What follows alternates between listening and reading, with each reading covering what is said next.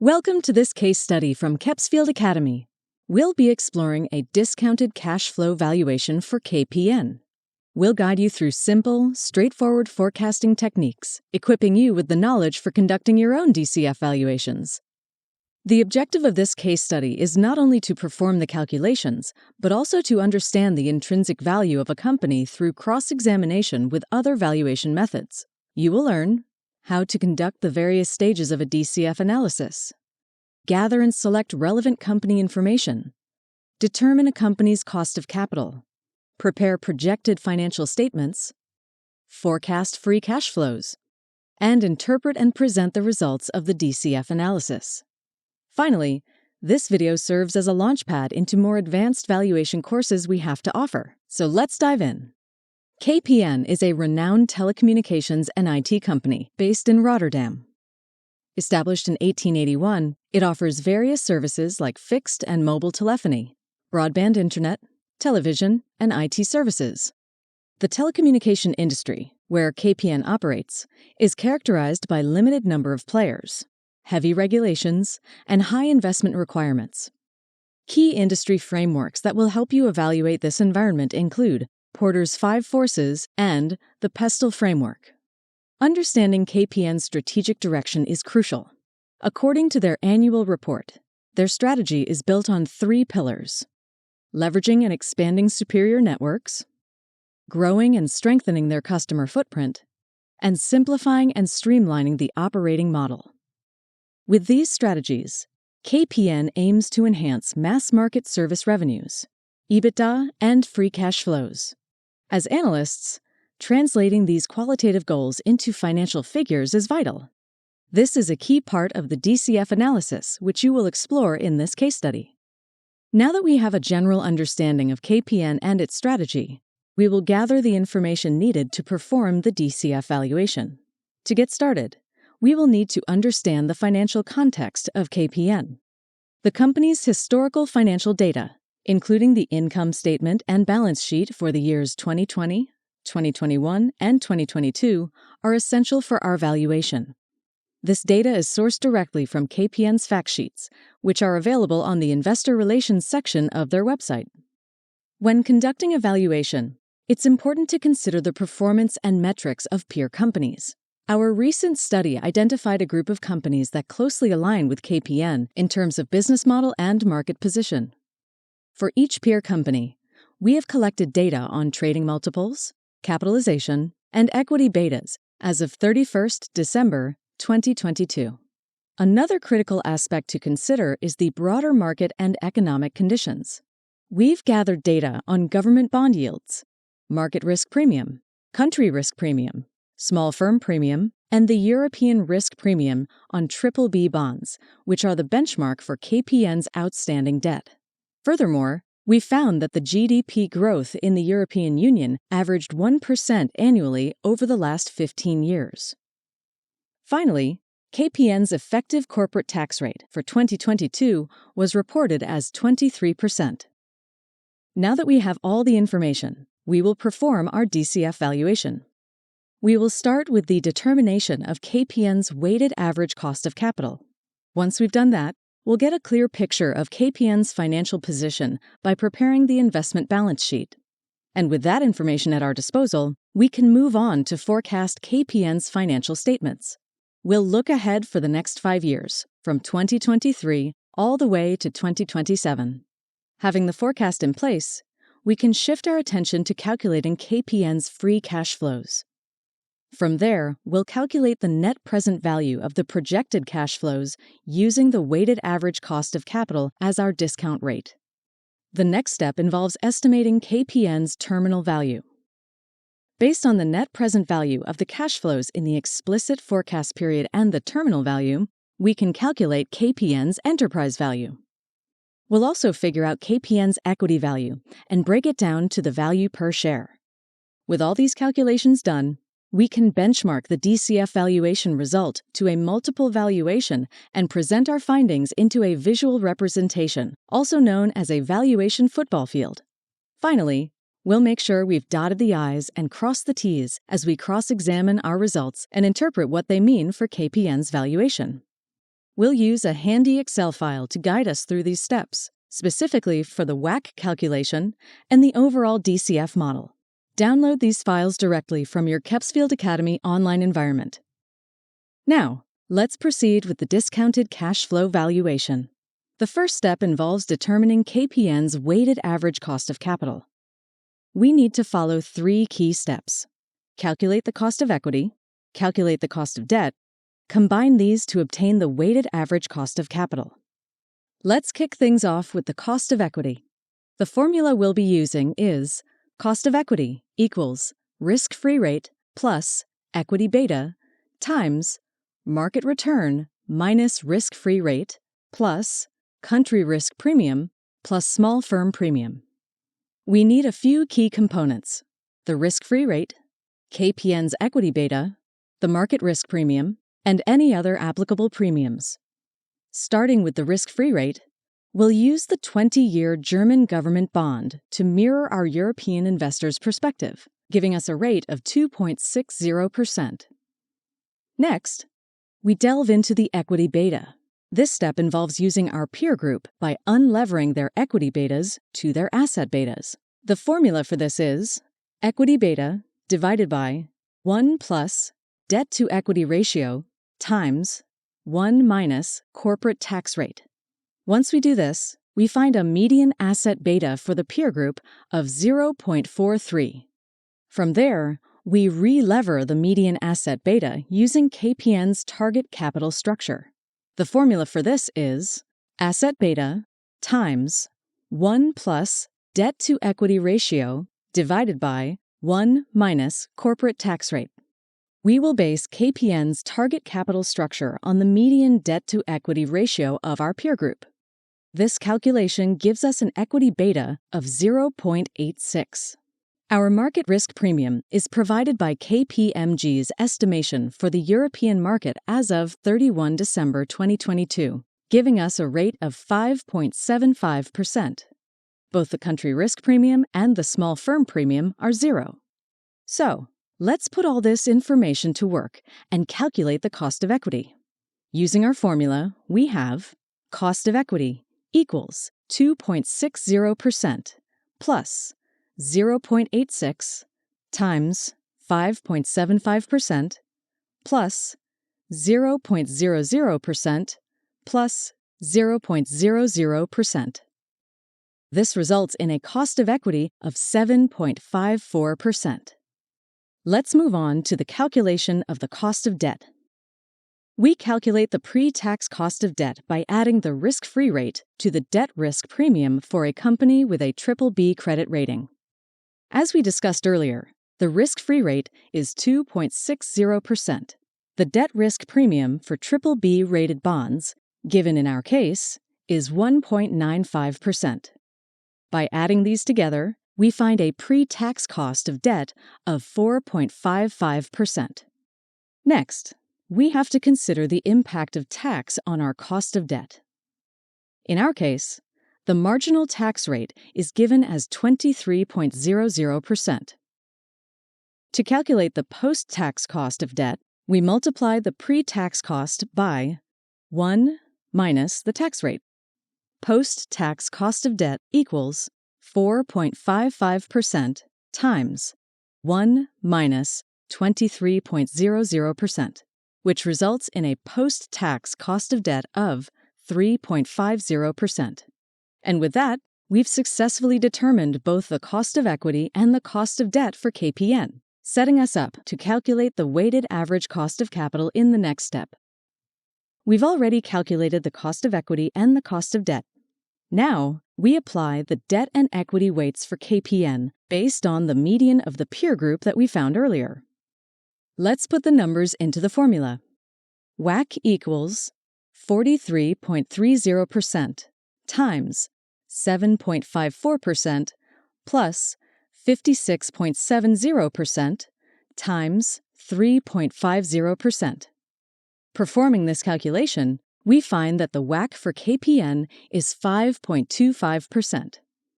With this WACC, we've completed a crucial step in our discounted cash flow analysis. We now have the discount rate we'll use to calculate the present value of KPN's future cash flows. Next, we're moving on to the second step of our valuation process, preparing KPN's investment balance sheet. The investment balance sheet is structured by separating the operating assets and liabilities from the non-operating assets and liabilities we find on the accounting balance sheet. We find the following investment balance sheet. The top section represents KPN's non-current or fixed assets. This includes items such as property, plant, and equipment, right-of-use assets, goodwill, licenses, software, other intangible assets, and various other non-current assets. Next, we have the net working capital. This reflects the difference between KPN's current assets and current liabilities. Current assets involve inventories, trade and other receivables, contract assets and costs, as well as income tax receivables. Meanwhile, current liabilities include trade and other payables, along with other liabilities. Add the fixed assets and the net working capital together, and we arrive at KPN's capital employed. This figure indicates the total capital that KPN has invested in its business. In terms of financing, we first look at KPN's equity account, which is made up of equity attributable to equity holders and any non-controlling interests. We then examine the company's debt. Short-term debt encompasses the difference between the assets, disposal groups, and liabilities classified as held for sale, and current borrowings, lease liabilities, derivative financial instruments, income tax payables, and provisions for other liabilities and charges. On the other hand, long-term debt includes non-current borrowings, lease liabilities, derivative financial instruments, deferred income tax liabilities, provisions for retirement benefit obligations, provisions for other liabilities and charges, and other payables. Lastly, we consider KPN's cash and cash equivalents. This includes current derivative financial instruments and other financial assets. Breaking down these accounts further into the various net debt elements will be covered in our advanced valuation courses. Subtracting cash and cash equivalents from the short-term and long-term debt gives us net debt. Combined with equity, this results in the total financing. Just as we'd expect in a balanced financial sheet, the total capital employed equals total financing. Moving forward, our next step is to forecast KPN's financial statements for the next 5 years, from 2023 to 2027. Let's start with the income statement. For this forecast, we'll make some crucial assumptions. We presume revenues will grow annually at 0.68% throughout the forecast period, a rate we derived using the compound average growth rate formula for the historic period from 2020 to 2022. We also expect gross margins and operating expenses to remain stable at their fiscal year 2022 levels, with EBITDA and EBIT levels staying consistent as a percentage of forecast revenues. Depreciation and amortization expenses are set to equal capital expenditures for PPE and intangible assets. For a detailed calculation, we refer to KPN's corkscrew account for PPE and other intangible non-current assets. Finance income is expected to be zero, given its historical insignificance, while finance cost and other financial results are assumed to be stable at the fiscal year 22. Corporate income taxes are forecasted at the effective tax rate of 23.00%. Switching gears to KPN's forecast investment balance sheet, we'll follow several steps. First, we'll prepare KPN's PP&E corkscrew. This account also provides the forecast for KPN's expected capital expenditures and depreciation expense. Since the company operates from a stable asset base, we'll match the capital expenditures to the depreciation expense, using historical levels as our guide. Similarly, we'll prepare the corkscrew account for KPN's other non-current assets. These include intangible assets which are not amortized periodically, right-of-use assets, a deferred tax asset, and equity investments. For forecasting purposes, we're assuming that KPN will invest an amount in line with the amortization expense, thereby keeping other non-current assets stable in our projected balance sheet. When it comes to net working capital, rather than forecasting individual current assets and liabilities, we'll project the balance by taking the average of historical amounts as a percentage of revenues. With respect to the financing side of the investment balance sheet, we assume that KPN will not pay any dividends, issue new equity, or repurchase any shares, so the movement in its equity account corresponds to the forecasted net income amounts. In terms of debt, KPN is not expected to repay or issue any more of its short-term or long-term debt obligations. To project the cash and cash equivalents balances, we use a corkscrew calculation, which uses the end-of-period balance and adds the total cash flows for the period to arrive at the end-of-period balance. To calculate cash flow, we need to take the following steps. First, the operating cash flow is derived by deducting investments in net working capital and tax expense from EBITDA. An increase in the net working capital balance represents a cash outflow, whereas a decrease in net working capital represents a cash inflow. Tax expenses are derived directly from the income statement. The investing cash flow is equal to capital expenditure, assuming that the company will not be selling off any of its asset base. In our financial model, investments in property, plant, and equipment, and other non-current assets are accounted for through the corkscrew accounts. KPN's financing cash flow equals the company's annual financial income and expenses, since we assumed no changes in equity other than net income and debt. Cash flow from debt-related financing elements are calculated as the difference between the current and previous year balances. Financing cash flows related to equity are calculated as the difference between current and previous year equity balances, to which we subtract net income. Remember, it's crucial to enter cash and cash equivalents balances as negative amounts to arrive at the net debt amounts. The combination of net debt, together with equity, gives us KPN's forecasted financing, which must equal capital employed in each year. Finally, we conduct 3 sanity checks to ensure our forecast is done correctly. We'll verify if the movement in equity matches the net income forecast. Since we are assuming no other equity movements, this should be the case. Second, we will check if the movement in cash and cash equivalents balances corresponds to total cash flows generated by KPN. And finally, we verify if the capital employed and financing balances in the investment balance sheet are equal for both historic and forecast periods. That wraps up our forecast for KPN's financial statements. With this done, we're now ready to calculate the free cash flows for the explicit forecast period. We use 2 main formulas to calculate free cash flows. The first formula we use is for net operating profit after taxes, or NOPAT. It's given as NOPAT equals EBIT minus EBIT times corporate tax rate. The second formula is for free cash flow.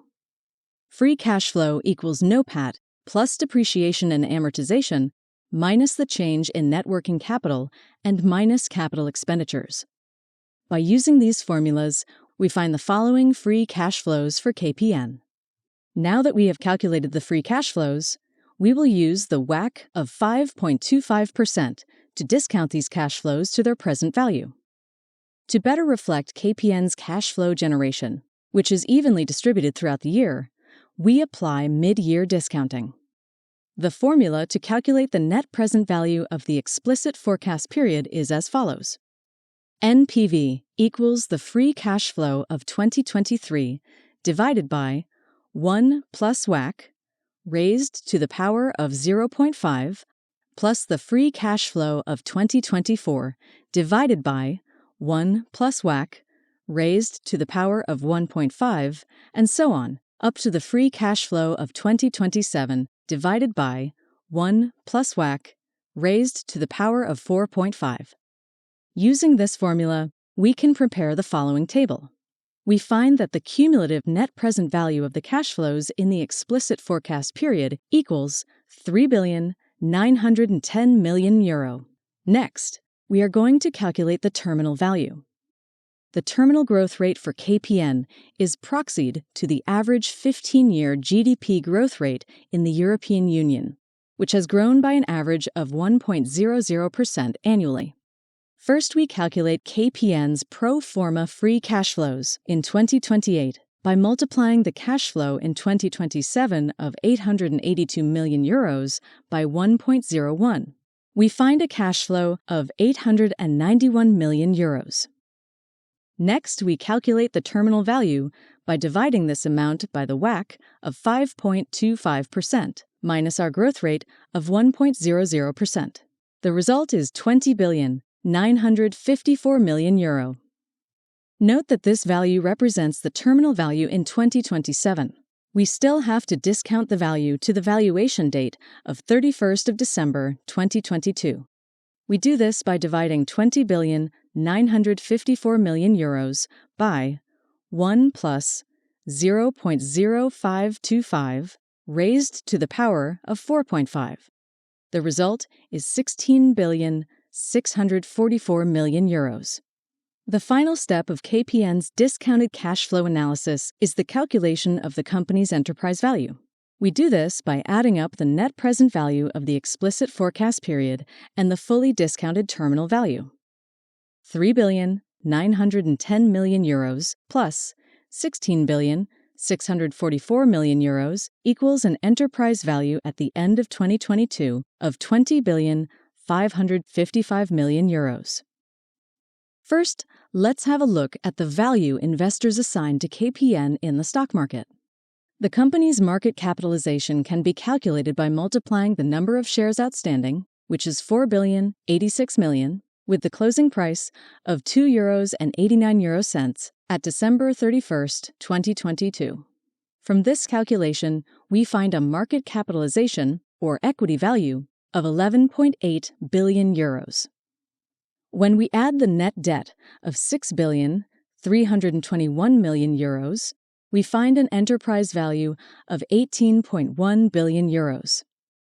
So according to investors, KPN is valued at €18.1 billion at December 31, 2022. Now we are going to calculate the bottom-up equity value based on our DCF valuation result. This is done by subtracting KPN's net debt position of €6,321 million from the enterprise value of €20,555 million we calculated in our DCF analysis. We find an equity value of €14.2 billion. By dividing this equity value by the number of outstanding shares, we arrive at KPN's intrinsic value per share of €3.48.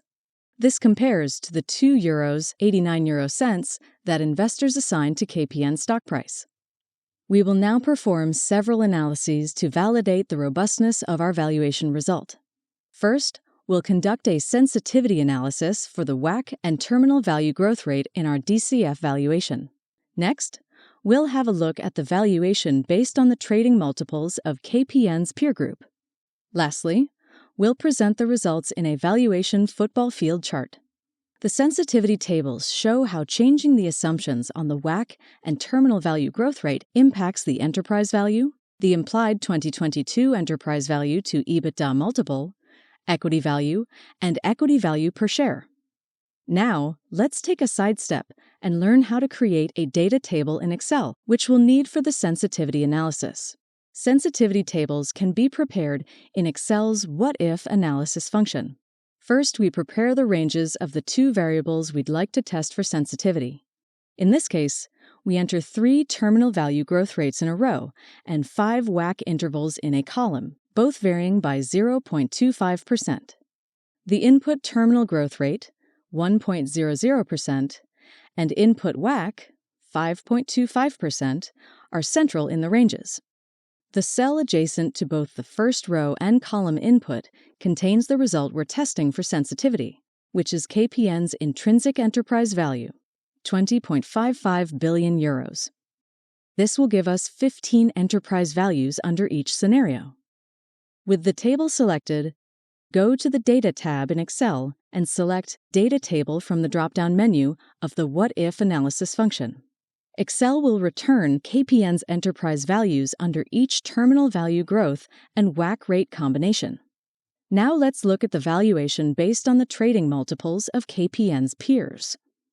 The enterprise value is calculated by multiplying KPN's EBITDA for fiscal year 2022, fiscal year 2023, and fiscal year 2024 by the respective peer multiple.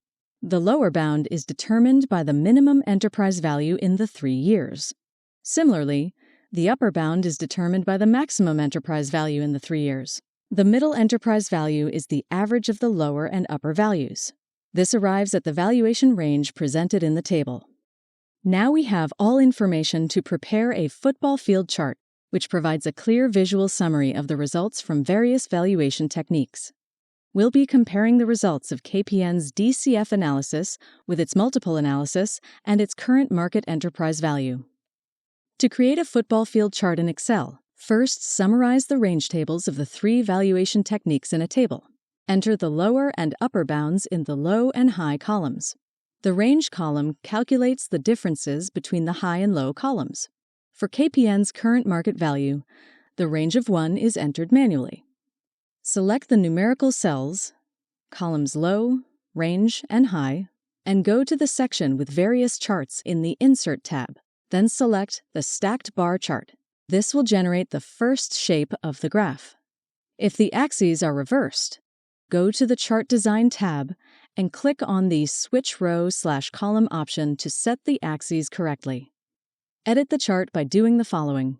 Right-click on the names 1, 2, 3 of the vertical axis and select Select Data to edit the horizontal category axis labels to include cells naming the valuation techniques.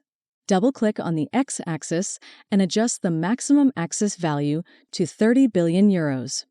Remove the X-axis labels, vertical grid lines, and horizontal legend entry by clicking on each and pressing Delete. Click on the first and third bar and format them to No Fill to display only the relevant valuation ranges of the 3 techniques. Format the middle bars to a color of your choice, for instance, turquoise. Right-click on the first and third bars and select Add Label to add the lower and upper bounds of each range. Manually add short lines representing the midpoints of the multiples and D. Great! We now have our valuation football field ready. Next, let's delve into the cross-examination and interpretation of results. When looking at the football field chart, we notice a substantial valuation range for KPN, ranging from 10.3 billion euros to 20.5 billion euros, based on trading multiples from the peer group. This broad range is due to differences in the trading multiples among the peer group. Let's take a closer look at some examples. Companies such as Vodafone, BT, and Telefónica Deutschland are trading at a 2022 EBITDA multiple of around 4.0 to 4.3 times, while Swisscom and Deutsche Telekom trade between 6.6 to 7.4 times 2022 EBITDA. For instance, let's examine Vodafone. Vodafone's stock was down in recent periods due to a poorly executed M&A strategy that led to high leverage and difficulties maintaining dividend payments. In contrary, KPN has recently made various divestments of international and non-core operations to focus solely on the Netherlands. KPN is therefore less comparable to Vodafone and more comparable to Swisscom, which also has a concentrated focus on its domestic market. When you perform a valuation analysis, it's vital to understand these differences and identify which companies are most comparable to KPN and to understand what the differences mean to your valuation. Let's move to the DCF analysis. Our calculated enterprise value for KPN stands at 20,555 million euros, representing an implied 2022 EBITDA multiple of 8.0 times. This is higher than the highest multiple in the peer group, Swisscom's 7.4 times, making our midpoint DCF valuation surpass the highest multiple-based valuation. When we interpret the sensitivity tables, we find that even in our least favorable scenario, the lowest terminal value growth rate and highest cost of capital, represented in the bottom left cell, KPN's enterprise value exceeds the median multiple valuation. Conversely, in the most optimistic scenario, the top right cell, with the highest terminal value growth rate and lowest cost of capital, KPN's valuation rises significantly above its peer valuations. As an analyst, it's crucial to delve deeper to comprehend these valuation differences. Lastly, based on our DCF valuation, KPN's value per share is €3.48, roughly 21% above the share price as of December 31, 2022 of €2.89. This may suggest that the market has yet to fully incorporate KPN's intrinsic value into its share price, indicating that KPN's shares could be undervalued and may have been a good buy at the time of valuation. However, before deciding to purchase shares, it's essential to thoroughly understand why our view of KPN's value diverges from the current market valuation. It's always fun to look at the stock price development after your valuation.